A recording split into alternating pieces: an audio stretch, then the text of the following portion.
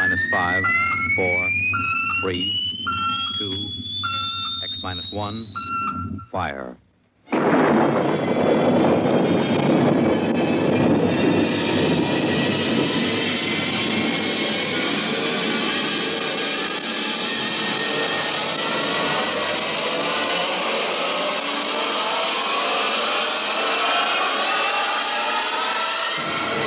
Tonight, George Lefferts's original radio drama of the 21st century, Perigi's Wonderful Dolls.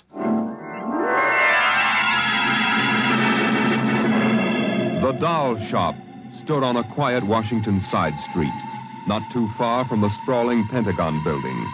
A woman and a child waited outside, the little girl peering eagerly through the window at the dolls inside, and the woman glancing impatiently at her wristwatch, as if expecting someone who was late for an appointment. And there was nothing about the doll shop to warn them that they were waiting to keep an appointment with doom. Oh, Mommy, look. Yes, what is it, dear? In the window of the shop, the tiny dolls. Oh, Mommy, do you think Daddy will buy me one? Well, we'll ask him when he comes, dear. He said 3 o'clock on this corner. I see him, Mommy. There he is. Oh, Henry, here we are. Hello, dear. Hi. Sorry I'm late. Well, we've been waiting for you. Cindy's been So I'm afraid I'll have to call off the shopping, Alma. Oh, Henry, we promised. Yes, I know. Cindy. I'm sorry. It's just one of those things. You've been the wife of an army colonel long enough to know his life isn't his own.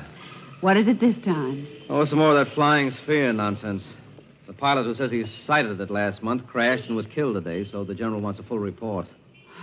Dear, what next? Daddy. We'll have a staff meeting at the Pentagon at 3:15. Daddy, look in this window. Oh, I haven't time, dear. Just for a minute, Daddy, please. Indeed. I haven't time to stop and watch a bunch of 6-inch dolls parading around in the shop. Say, they are lifelike, aren't they? Look at that, Alma. Dolls are marching around like a regular review. They've even got their own little band. Henry, your staff meeting. Hmm? Oh, yeah. Yes, I've got to run. Now, look, don't go spending a lot of money on that nonsense, Alma. No, dear. Bye. Bye, dear. Bye, Cindy. Bye, Daddy. Oh, Mommy, look. Look, the band's going to play. Aren't they wonderful, honey? You know, it's funny. I must have stood on this corner 1,000 times, and I've never even noticed this shop before. Good evening, children. Oh, well, good evening. Mommy, he talks awful funny. Hush, Cindy. Would you like to step inside the shop of Santor Perigi? Well, yes, we would. This way. Oh, Mommy, it's like beer. Here in the shop of Santor Perigi, creator of Perigi's Universal Wonderful Dolls, the world of adult reality is blended with the world of child's fantasy. This is a new shop, isn't it, Mr. Perigi? What is new and what is old? Come, this way. Would you like to meet one of my little ones? Oh, yes. This one in the red jacket is Toto. Speak, little one. How do you do? How do you do? Why, How do isn't you that do? wonderful? Mommy, he talks. The doll talks. Amazing. It's absolutely amazing. That is nothing for Perigi's Wonderful Dolls. Listen, sing, Toto. Sing for the little girl. My name is Toto. Cindy, listen. Sing, Toto. Men are big and tall. Dolls are very small. When men begin to fall, the dolls will rule them all. Oh, Lord, well, how do they work, Mr. Perigi? How do they work? That is the secret of the great Perigi, greatest of all doll masters. To make an ordinary doll is nothing. To make a perfect replica, that is something. But to make a doll with intelligence, that is the work of an artist, huh? Well, yes. Well, they must be very expensive. Madame, when I construct a doll like Toto, I cannot bear to be parted from him permanently. So instead of selling, I rent my little people. You rent dolls? Precisely. $10. I have but one request. When you grow tired of my dolls, you must return them to me in good condition. Oh, Mommy, could we take him home? Take him home. Take him home. Take him home. Oh, look, Mommy, look. He's bowing and dancing. Oh, Mommy, he wants to come.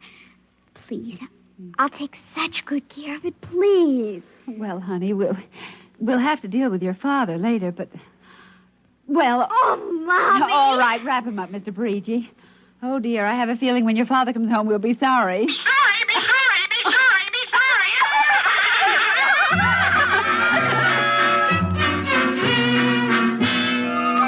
Now Now, Toto, this is my room, and you're going to sleep right here next to my pillow. Oh, Toto, don't laugh like that. I'm going to have to teach you some manners. You be quiet, because my daddy will be home soon, and he's a colonel in the army, and he'll bust you to private if you don't behave. Now, you wait here. I'm going to introduce you to my puppy dog, Mr. Blister. So be good now. Here, Blister. Here, Blister. Come on, Blister. Come here. Mr. Blister, now this is Toto. Oh, dear, I don't think Mr. Blister likes you, Toto. Stop it, Mr. Blister. Now, come over here and shake hands with Toto, Mr. Blister. Come on now. Mr. Blister, let him go. Let go. Let go. Cindy, Mr. Blister, come over here. Why, what happened, dear? Mr. Blister tried to bite my doll. Look how frightened Toto is. Dolls don't get frightened, Cindy. But he is, Mommy. He screamed. You just imagined it, honey. But he did. He did. Well, Mr. Blister didn't mean it. You know he's the gentlest little pup alive. He isn't. He's nasty and I hate him. Cindy, you've hurt his feelings. Okay. He tried to buy my new doll, and I don't ever want to see him again. Ever. Oh, dear. All right, Mr. Blister, you come downstairs with me. Come on now. Cindy's angry at you tonight. I'll kill him. Why, Cindy, where did you hear a thing like that? Toto said it. Well, I see. Well, you've had an exciting day, honey. You brush your teeth now and go to bed. Daddy's coming home late, so we'll see you in the morning. Hmm? Good night, darling. Sleep well. I hate him, Mr. Toto. I hate him. Hate him, hate him, hate him, hate him.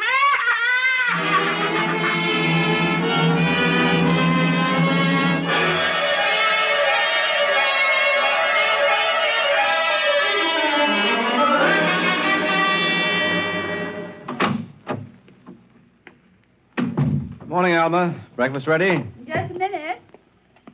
How was the staff meeting last night, dear? Oh, horrible bore as usual. Where's the little one? Up in her room. She'll be down in a minute. Oh, say, remind me to take some papers back to the War Department, will you? I left them in my strong box. Henry, you told me it was against regulations to bring secret papers home. Well, I had to finish some work for the old man. Nobody will ever know the difference. Well, I suppose not. Oh, dear, would you feed the puppy before we sit down? His bowl's under the sink. Where is he? See, that's funny. Here's his supper from last night, only half eaten. He's getting fussy. Blister? Here, Blister. Blister! Where the dickens is that mutt? Maybe he's on the back porch. Oh, maybe. Here, Blister. Here, Blister. Alma. What is it, dear? Alma, look.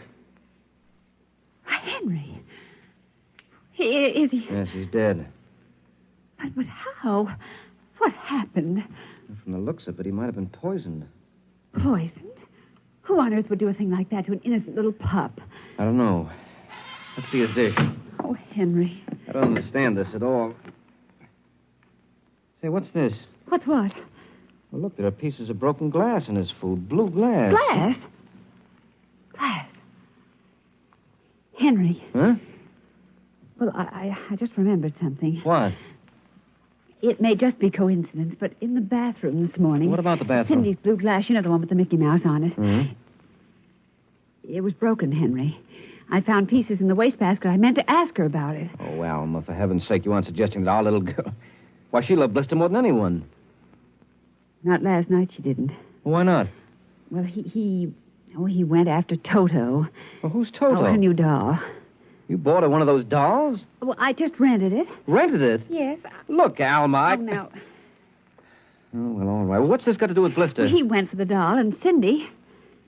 Well, Cindy said... Henry, she said she'd kill him. What?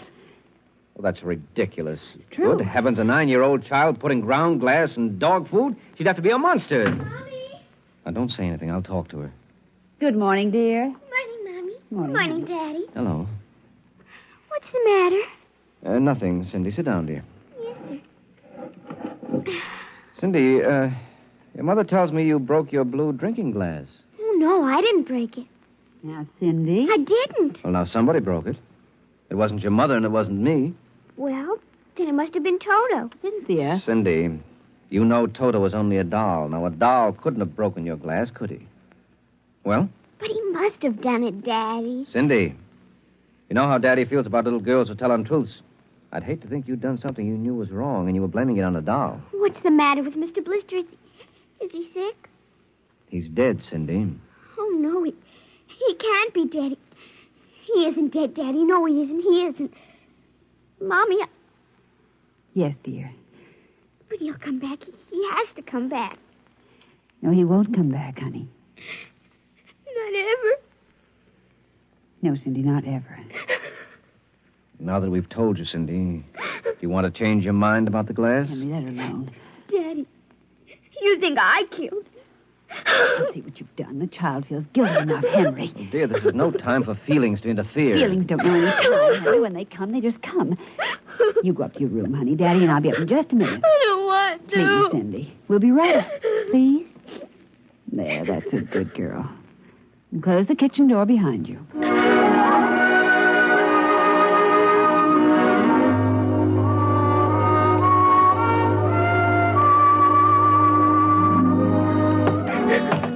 Mr. Blister's dead. He isn't coming back. Ever. Daddy thinks it was me, but it was you. It was you!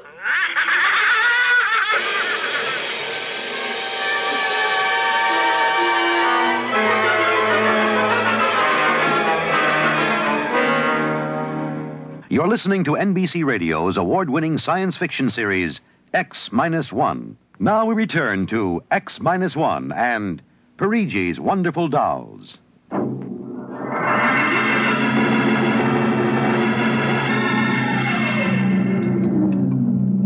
Eat your supper, dear. I'm not hungry. Cindy, you scarcely touched your lunch. I don't feel like eating. Is it Mr. Blister? Oh, Mama. Cindy, answer your mother. Now, Henry, she'll work it out in her own way, dear. Oh, I don't know. When I was a boy, there was such a thing as discipline. Where this child is being brought up... Henry. Well, it's true. There's no respect. Lying. Oh, I don't know. Alma, what's happened to us? We were a nice, peaceful, happy family until you bought that cursed doll. Now who's blaming things on the doll? Well, it's true. Henry. You wanted to get some papers from your strong box. What? Oh, yes. Excuse me. Will you try to eat something, Cindy? Now, darling. Yes, miss. Alma. Alma. Yes, Henry, what is it? Alma, it's gone. What's gone? The box, the strong box, is gone. But it can't be. The door to your study's always locked, and you and I have the only key. I know all that, and I tell you it isn't there. Well, who would... I don't know, Alma. Those confidential reports, if they ever get into the wrong hands... Oh, I warned you about keeping them here. Oh, what if it ever came out in the open? Can't you see the papers? Army colonel, derelict in duty. Call the police, Henry. What, and throw my career in the wastebasket after 17 years? Well, we've got to find it ourselves. But it was there when I went in to clean this morning. Well, what about your key? Well, it's right here. I always keep it right with me. That's funny. Oh, no. But my other keys are all on the ring. You've lost it. I don't see how. Alma, how could you do it? Henry, please. Come on, we'll search the house. I can't think of anything else to do. Oh, dear, you're going to miss your staff meeting. Well, all right, never mind the meeting. My whole career goes up in smoke if we don't find those reports. Now, somebody get hold of your key and open that room. I know Cindy. Oh, let the child alone. She's been through enough. You know she wouldn't do a thing like that. I don't know anything anymore. I don't know my own child. I don't even know you. Henry. All I know is that strong box is gone with papers that are dynamite if the wrong person gets them. The question being who? What's that? Coming from upstairs. Dodo,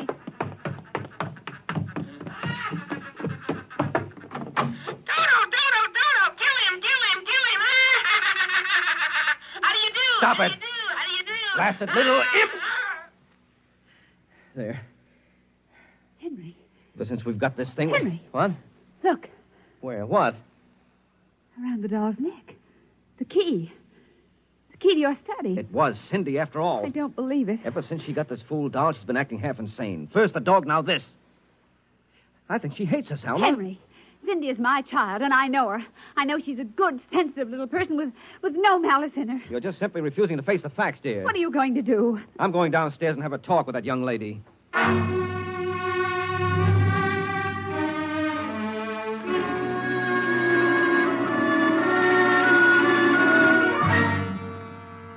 Cindy, you're not telling me the truth. Oh, yes, I am, Daddy. Now, all I'm asking is that you tell me the truth. Now, where is it? I didn't take it, Daddy. Honest, I didn't take it. I suppose you're going to tell me now that a little 6-inch doll took my strong box and hid it. Well? Cindy, I'm speaking to you. I didn't take it, Daddy. You don't understand. Toto did it. Oh, he's terrible awful. He says things. He says he's going to kill everybody. Oh, Cindy, you're inventing things. It's true. At night when I'm sleeping, he stands next to my pillow and whispers things to me. Awful things. He told me he'd kill me, too, if I told him. Alma, I think this child is sick. I think she needs a doctor. Frightened, Henry. She's trembling like a leaf. Come on, darling. We'll go up to your room. I don't want to go No, up honey, there. Mommy will stay with you. I'm afraid. He's up there. Who, Cindy? Toto. Well, he won't be up there for long. Mr. Toto is going right back to Perigi's wonderful doll shop before I lose my sanity, which means right now.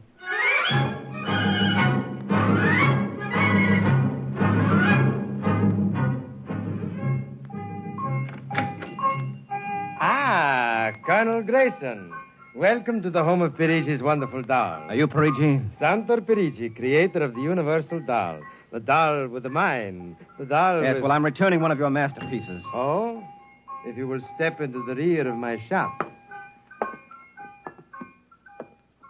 Now, what is the complaint? There's no complaint.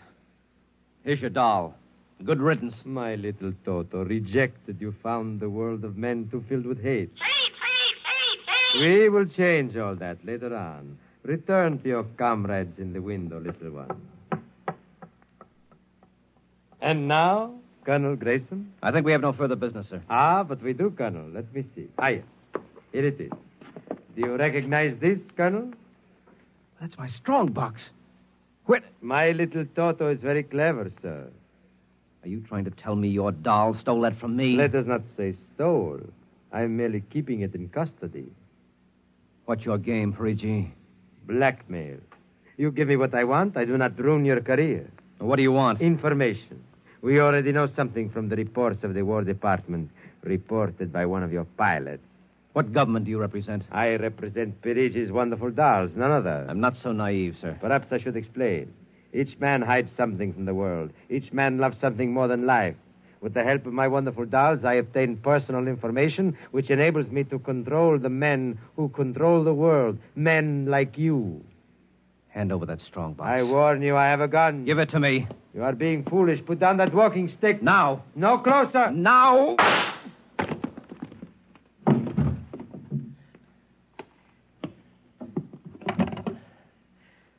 Hello. Give me the police. Hello. This is Colonel Henry Grayson. I've just killed a man. Perigi's doll shop, corner of 4th and Lexington. The body is in the rear. I'll wait for you. Shut up. Shut up, you little fiend! Colonel Grayson! Did I hear you speak? Colonel Henry Grayson! Oh, it can't be. I must be going out of my mind. A 6-inch doll. Shut up! Your master's dead. You are mistaken, Colonel. I, Toto, am the master. What do you mean? If you will examine the body of Santo Perigi, you will see that he does not bleed. And he does not bleed, Colonel, because Santo Perigi never lived. Never lived. Santo Perigi is a doll. A doll? But he's a man. He talks. He walks. The people of Meritrix are skillful doll builders. Meritrix? Doll builder? Who are you? I am Xanthus Imperator, commander of the legions of the third planetoid, Meritrix. Legions?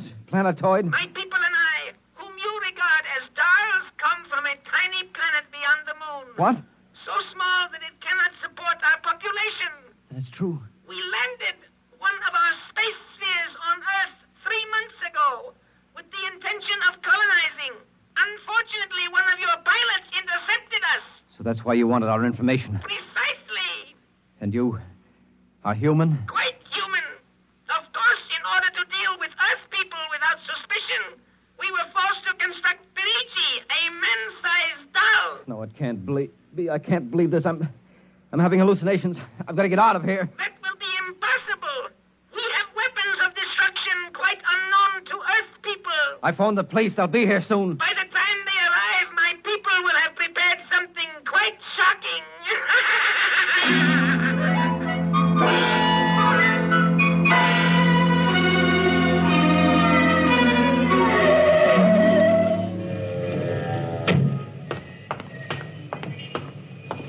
Keep me covered, Ryan. Okay, Sarge. All right. You the guy who turned in the call? Yes, that's right, Sergeant. Where's the body? Well, you see, it isn't exactly a body. What do you mean? It's a doll. What? Now, wait, you've got to let me explain. I know this sounds fantastic, but I've stumbled onto an unbelievable plot. Yeah? Keep talking. Well, you see, these little dolls, they aren't really dolls. They're tiny people. Now, there's a big doll named Santor Perigi. They're using him as a front to run the shop. He's off his trolley, Sarge. Now, look here. Now, listen, mister, we got to call it. There was a murder here. Now, if there was one, where is the body? Well, it's behind the curtains in the back. Only, you see, it isn't really a body. It's a big wax dummy. It's all part of their plot to gain control of the world. Holy smoke, he's really off his rocker. Now, look, if you don't believe me, I'll prove it to you. Come here. Look behind this curtain, and you'll see the dummy lying on the floor. Welcome, gentlemen. Are you looking for something? Perigi. This is impossible. I smashed his skull. Do you know this guy? That's the one, the doll. What's your name, mister? Perigi, Santor Perigi, creator of the Universal Doll. Uh-huh. Did you ever see this man? Never until just now. That's not true. He's lying. I tell you, he's nothing but a big doll. The real masters are the little dolls. Ryan, are you getting this? He's wacko, Sarge. No, He's a fruitcake. I'm not crazy, I tell you. I can prove it. They must have fixed up his head where I smashed it in. Touch him and you'll see. Mr. Perigi, you know what this guy is talking about? The man is demented, obviously. No, that's not true. I tell you, there's a plot to control the Earth. I've got to call the War Department. They want to know about the flying sphere. Holy mackerel, this gets worse every minute. Ryan. Take him to headquarters? No, save some time. Take him down to Psycho Ward. Okay, all right, Buck Oh, wait. Rogers. Come along nice and quiet. No, don't you see? He's nothing but a man-sized doll. Sure, and the little ones are going to take over the Earth, and you're going where you can cut out some... Listen to me. You've got to... Sorry you had all this trouble, Mr. Perigi. Poor chap. He is obviously suffering from delusions. Well, he's not the only one in Washington today. You know, we've been getting a whole string of crack-ups lately. Bigwigs blowing their tops under pressure. If you could see some of the names in our confidential files. You keep confidential files on cases like this? Certainly. Believe me, they'd be dynamite if they ever got in the wrong hands. Well, I better be running along. I'll be. My little girl would be nuts for that. So? Then please accept the doll for saving my life. That madman might have killed me. Yes, but Take Toto home with you as a gift. Well, now, I don't know, Mr. Perigi. It's against regulations for us to accept favors. But this is not for you. It is for your little daughter. And if you will only take the doll and give him a good home, you will be doing me a great favor. Well, then, if you insist, and thanks very much. When my kid sees this, will she be surprised? Yes, Toto will come as a great surprise. A very great surprise. Hey, Toto?